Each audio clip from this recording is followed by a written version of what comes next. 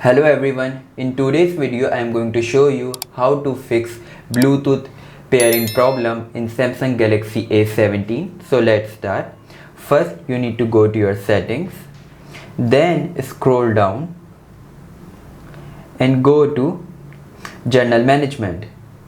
From here you will see reset option, tap on it, then scroll down, tap on reset Wi-Fi and Bluetooth settings. Now this option will appear, tap on it, and don't worry, you will not lose any kind of your data in your mobile. It will only reset your Wi-Fi and Bluetooth. After doing that, tap on Bluetooth, and here I have earbuds to check. So let's check. So as you can see, it is not connected yet. Let's tap on scan. Now as you can see, device available, tap on it and tap on pair.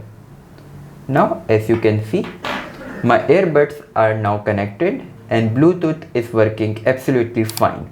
So I hope you like this video. If you do like, please hit like, subscribe, and I will see you in next one.